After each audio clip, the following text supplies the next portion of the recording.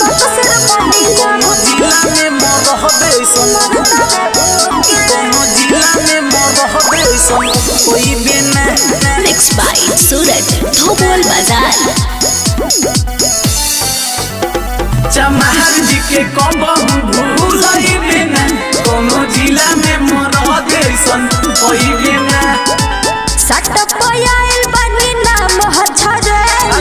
केकरा में दम बाकी हमारा काछे अरे हम बने रे सटपयाइल बनी नाम हछरे केकरा में दम बाकी हमारा काछली तो सुन ले गोरवा दते हूं के तनो चिलई बिना चिलई बिना चमार जी के कबहू भूलई बिना कोनो जिला में मरहबे सन कोई बिना चमार जी के कबहू भूलई बिना कोनो जिला में मरहबे सन कोई बिना कोई बिना कोई बिना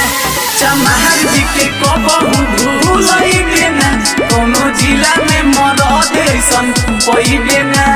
चमार जी के कबहू भूलई बिना कोनो जिला में मरहबे सन कोई बिना बक्सर बोलिया हो छोड़ दला छूके गोरखपुर देवरिया हो मरता बे भूके अरे तई जिला छापरा न हरे मरता बे तो ढेरा बोला बुता चल जाई गोली ए जानो इहे हो चमार जी के टोली अच्छा। हई बुच्चा मारो जी के माल तो गोटई बुने चमार जी के कबहू भूलई बुने कोनो जिला में मरहबे सन कोई बुने चमार जी के कबहू भूलई बिना कोनो जिला में मरहबे सन कोई बिना अच्छा मिक्स बाय सूरज धोबोल बाजार कोई बिना चमार जी के कबहू भूलई बिना कोनो जिला में मरहबे सन कोई बिना चमार जी के कबहू भूलई बिना कोनो जिला में मरहबे सन कोई बिना सूरज सम्राट छोड़ी देव पसेना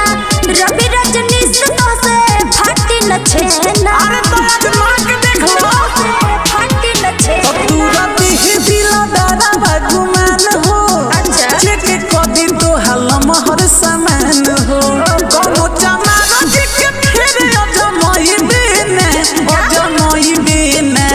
चमार जी के कबहू भूलई बिना कोनो जिला में मरहबे सन कोई बिना